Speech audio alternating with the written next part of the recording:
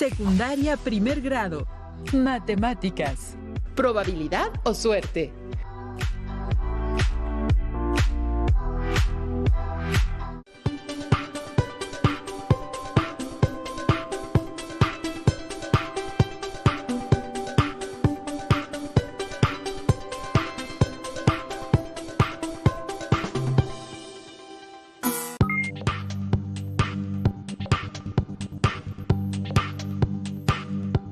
Estimadas alumnas y estimados alumnos de primer grado de secundaria, sean bienvenidas y bienvenidos al modelo de educación a distancia Aprende en Casa 2. Mi nombre es Alejandro Sandoval Santana y yo soy profesor de matemáticas, al igual que mi colega Juan Carlos Martínez Cortés. Gracias, profesor Alejandro. Me siento contento de compartir esta sesión con ustedes y de brindarles momentos de encuentro con las matemáticas que para nosotros son interesantes. En esta sesión comenzaremos el estudio de una de las ramas de la matemática, la probabilidad. El estudio de esta nos ayudará a comprender y explicar diversos fenómenos de nuestro mundo natural y social. Esto al construir modelos, desarrollar procedimientos para calcular y estimar probabilidades y resolver problemas diversos donde interviene el azar o hay incertidumbre. Sin lugar a dudas, todos los días los modelos probabilísticos nos han favorecido en la toma de decisiones ante situaciones de riesgo, como pronosticar el número de huracanes que habrá en cierta época del año o en el estudio de la propagación de epidemias en el ámbito de la salud pública como lo que estamos viviendo. La probabilidad está presente en nuestro día a día, en muchos contextos. Por ejemplo, el diagnóstico médico, los resultados de algún torneo deportivo o al efectuar una inversión.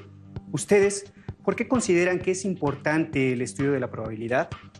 ¿Ante qué situación en las que intervenga el azar se han enfrentado ustedes o sus familiares? En esta sesión construiremos argumentos para responder esta y muchas otras preguntas que seguramente tienen acerca de la probabilidad. Y dada su importancia en la cotidianidad, en esta sesión concentraremos nuestra atención en el análisis de situaciones en las cuales podemos realizar un registro de datos por medio de la observación y analizaremos qué tan probable es que sucedan. Alumnas y alumnos, prepárense. El material que necesitamos será el siguiente: cuaderno de la asignatura o, en su defecto, hojas reutilizables, lápiz o pluma para escribir, goma y su libro de textos de la asignatura de matemáticas. En caso de que no cuenten con él, recuerden que tienen la opción de consultarlo en la página de la Comisión Nacional de Libros de Texto gratuitos. En caso de tener discapacidad visual, preparen hojas Ledger, punzón y regletas. Iniciamos. Ya han trabajado con probabilidades en grados anteriores. Seguramente han realizado experimentos y tomado el registro de los resultados obtenidos. Pero no es la única manera de trabajar con la probabilidad. Por ejemplo, si una persona que se dedica a vender agua de frutas desea expandir su negocio y ampliar la variedad, para decidir los nuevos sabores puede recurrir a realizar una encuesta, pues es una técnica eficaz para elegir el sabor del agua con el que puede obtener más ventas, ya que está tomando en cuenta la opinión de los clientes. Así es. O por ejemplo, si quieren saber en qué época del año comienzan a florecer ciertas plantas, ya que de eso depende el negocio familiar que consiste en la venta de arreglos florales, en este caso se recurre a la observación. Y si, por ejemplo, voy al carnaval de mi región, donde hay juegos de azar y necesito saber qué tan probable es que al jugar pueda ganar una alcancía, aquí podemos utilizar la experimentación. Por cada uno de los ejemplos mencionados, tendrá oportunidad de profundizar posteriormente, porque recuerden que en esta sesión ahondaremos en la observación como forma de recolectar datos sobre personas, objetos o eventos, con la finalidad de hacer mediciones y anticipaciones. Las anticipaciones se basan en medida de la probabilidad que da un acercamiento a lo que es probable que ocurra o no. Así que les plantearemos algunas situaciones que nos ayudarán en el desarrollo de nuestro tema.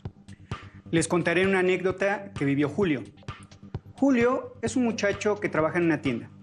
Todos los días se levanta muy temprano para abrir la tienda y brindar el mejor servicio posible. Uno de los clientes frecuentes, don Ramón, siempre que realiza una compra le deja una propina a Julio. Reflexionemos con las siguientes preguntas. Le sugerimos anotarlas en su cuaderno. Julio desea saber la probabilidad de que don Ramón le dé propina 2 o más veces en una semana. ¿Cómo puedes saberlo? ¿Qué tan probable es que en una semana no reciba propina? Lo que podríamos hacer para responder este par de preguntas es una observación. Y por supuesto, registrar la frecuencia con la que don Ramón asistió a la tienda. Analicen la estrategia de Julio. Durante un poco más de un mes, marcó los días en los que asistió a la tienda don Ramón. En esta tabla se realiza el registro de los días en los que don Ramón asiste a la tienda. Todos los miércoles asiste, mientras que los jueves y los sábados no lo hace. Para responder a las preguntas, utilizaremos un segmento que nos ayudará a visualizar la información. Observen que a la izquierda está anotada la frase "es imposible", que equivale a decir que no sucederá. Y del lado derecho, la frase "es seguro", a lo que sería igual a decir indudablemente que va a suceder. Respondamos entonces la pregunta 1. ¿Cómo puede saber Julio qué probabilidad hay de que don Ramón le dé propina 2 o más veces en una semana? Observen nuestros datos. Como se darán cuenta, solamente hubo una semana en la que don Ramón asistió únicamente un día. De ahí en fuera asistió 3 o 4 veces a la tienda en una semana. Por lo que, de acuerdo al segmento, ubicamos la probabilidad muy cerca de "es seguro", ya que generalmente don Ramón asiste a la tienda más de 2 veces a la semana. Coincido contigo, profesor, ya que don Ramón asiste muy seguido a comprar. Como ya lo señalaste, solo hubo una semana en la que no fue así. Ahora respondamos la siguiente pregunta. ¿Qué tan probable es que en una semana Julio no reciba propina? El que reciba propina depende que don Ramón asista o no a la tienda. Y podemos observar en el registro que no hay semana en la que no falte. Por lo que yo optaría por ubicar la respuesta en este punto de la recta. Como pueden observar, la flecha no señala exactamente el extremo izquierdo, donde está la frase "es imposible". Esto se debe a que no descartamos la posibilidad de que don Ramón no asista a la tienda ni una sola vez en una semana, por cualquier factor externo que le impidiera asistir. Ya respondimos las preguntas sobre la propina de Julio y me parece adecuada tu observación, profesor. Relacionada con la última pregunta, encontrar algún ejemplo de un evento que sea completamente imposible es difícil. ¿Podrías darme algún ejemplo de un evento imposible? Sí, por ejemplo, que viviendo en México salgas de noche y observes el sol. Correcto, es imposible que en México veamos el sol de noche. En casa les sugiero que hagan una lista de eventos imposibles y la compartan con su familia para que puedan intercambiar opiniones. Les dejaré un reto. ¿En qué lugar del mundo sí es posible observar el sol en el horario considerado como nocturno? Por otro lado, ¿qué pasa con los eventos naturales que son completamente seguros? ¿Existen? Claro, un evento completamente seguro es que después del otoño viene el invierno. Así es, profesor. Sabemos que después del otoño viene el invierno. Ahora les toca a ustedes, estimadas alumnas y estimados alumnos, hacer una lista de eventos que sean seguros. Compártanlos y pidan a su familia o a quien los acompaña que determine si son seguros o no. Escriban las razones o argumentos en cada caso. Bien, analicemos la siguiente situación, profesor Carlos. ¿Sabes cuál es el color de los autos que más compran en nuestro país? No, nunca me había puesto a pensar sobre el color de auto. Tengo datos sobre el modelo y el año. ¿Nos compartes los datos? Me parece interesante conocerlos en relación al tema que estamos estudiando. Es una de las cosas que interesa mucho a los fabricantes de autos y a la gente en general. Según el 67º Informe Global de Popularidad de Color en Automoción de Asalta, en el que informó que el color blanco ha sido el más elegido por los compradores de unidades nuevas. Para poder tener toda esta información organizada, se puede realizar una tabla en donde se registra el modelo, año, color, el número de placa, entre otros datos más específicos del auto. Así es, y por ello, que derivado del análisis de los datos, es que en el informe que arroja Asalta, observó que el color de los autos más comprados corresponde al blanco. Te soy sincero, profesor Carlos. No tenía ni la menor idea sobre este dato. De hecho, me sorprende porque el color de mi auto es exactamente blanco. Es probable que mi automóvil haya tomado parte de los datos del informe. Por eso es importante registrar toda la información, así como los más mínimos detalles para poder generar datos que nos ayuden en estas estadísticas. Tengo que hacer énfasis en que todos estos datos no provienen de una encuesta. Al menos a mí nunca ha llegado un grupo de personas a preguntarme, oiga, ¿quiere comprar un coche? Si pudiera comprar un coche, ¿de qué color lo compraría? ¿Le gusta el color blanco? Estos datos tampoco se obtuvieron de un experimento. ¿Se imaginan a un grupo de científicos colocando varios automóviles de diferente color, esperando a ver cuál compra la gente? Y repitiendo el experimento todos los días de la semana para ver los colores que la gente compra. Estos datos se obtuvieron a partir de registrar las ventas. Llevar un registro genera datos que nos ayudan. Así es. Por eso la importancia de registrar a detalle cualquier información que nos interese para poder tomar decisiones informadas. Veamos otro ejemplo en donde la observación juega un papel relevante. Pedro vende aguas de sabores en un parque de su colonia. Cada lunes va a surtirse de la fruta y los jarabes necesarios para hacer sus preparados. Para evitar excederse en las compras o bien comprar menos de lo que necesita, decide hacer un registro de las aguas que vende en el día. Observen cómo realizó su registro. Pedro, cada vez que vendía 1 litro de cierto sabor, colocaba una marca y fue formado grupos de 5 marcas para facilitar su conteo final. Así obtuvo el siguiente registro, donde el agua que más vendió fue la de horchata y la que menos vendió fue la de sandía. Basándose en los datos que registró Pedro, contesten en casa las siguientes preguntas. ¿Qué sabor de agua tiene más probabilidad de vender? ¿Qué sabor de agua tiene menos probabilidad de vender? Con base en sus respuestas, ayudémoslo a tomar algunas decisiones, contestando lo siguiente. ¿Qué fruta o sabor de jarabe le conviene comprar en mayor cantidad a Pedro? ¿Qué sabor es en el que menos debe invertir? Si observáramos la tabla, podríamos concluir que el sabor que más vende es el de horchata. Por lo tanto, puede invertir más en comprar los ingredientes necesarios. Y el que menos vende es el de sandía. Por lo tanto, su inversión para elaborar el agua de este sabor puede ser menor. Ahora tengo una pregunta más. Les sugiero tomar nota. Si 2 jóvenes se acercan a pedirle un agua, ¿qué tan probable es que le pidan de horchata? Ubiquen su respuesta en el segmento que utilizamos en los ejemplos anteriores. Yo señalaría este lugar, profesor, ya que es más probable de acuerdo al registro que se realizó en la tabla, pero no tan apegada a la derecha, ya que otros sabores también tienen cierta demanda.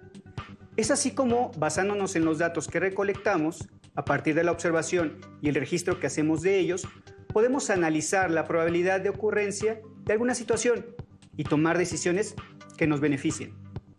Desde tiempos remotos han existido comunidades o civilizaciones que a través de la observación lograron grandes avances y actualmente hay personas que toman decisiones basándose en la probabilidad que determinan con la observación. Profesor Carlos, acabo de recordar una anécdota que te contaré en este momento. Seguramente nuestros alumnas y alumnos entenderán a lo que me refiero, ya que es una situación por la que muchas personas pasamos en cierto momento de nuestra vida. De pequeño, cierto día me disponía a salir para jugar fútbol con mis amigos, y justo antes de cruzar la puerta, mi mamá me preguntó con curiosidad, ¿a dónde vas? Yo le dije, a jugar, mamá. Lleva chamarra y paraguas que va a llover, me comentó. En ese momento me asomé un poco para fijar mi atención en las nubes del cielo y no me percaté de ningún elemento que me indicara la cercanía de una llovizna. Sonreí incrédulo y le dije, pero mamá, si no hay nubes, ¿cómo cree usted que va a llover? A lo que ella me respondió, está bien, no te abrigues, pero si te enfermas, no me pidas un caldito de pollo, ¿eh? ¿Y qué cree, profesor? Que llovió, quedé empapado y además me enfermé. ¡Qué increíble! Ella determinó una alta probabilidad de que lloviera. ¿Y llovió? Dijo que ibas a mojarte y te mojaste. Determinó una alta probabilidad de que te ibas a enfermar y te enfermaste. Y además aseguró que le pediría un caldito de pollo. Y así fue, profesor. Bueno, Hablemos más a fondo sobre ese tema, ya que detrás de todo lo que te conté hay probabilidad. Profesor Alejandro, retomemos la anécdota que nos cuentas. Me parece interesante y sin lugar a dudas, tu mamá es una buena observadora. Así es, profesor. Ella es buena observando situaciones. Les cuento otra anécdota.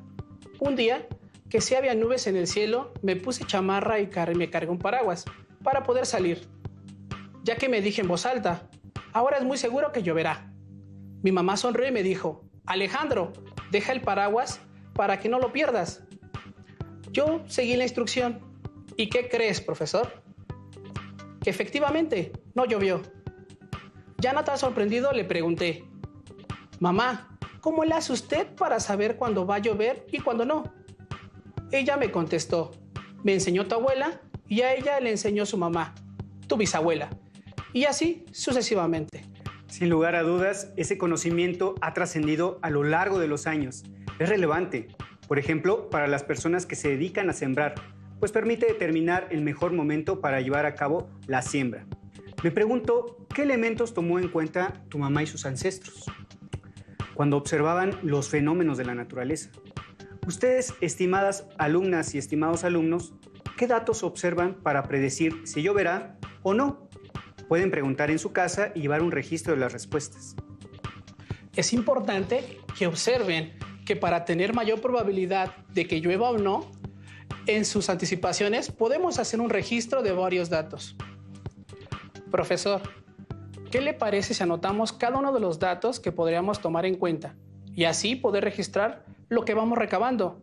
En casa también pueden llevar su registro. Por ejemplo, yo observaría el color de las nubes y el color del cielo.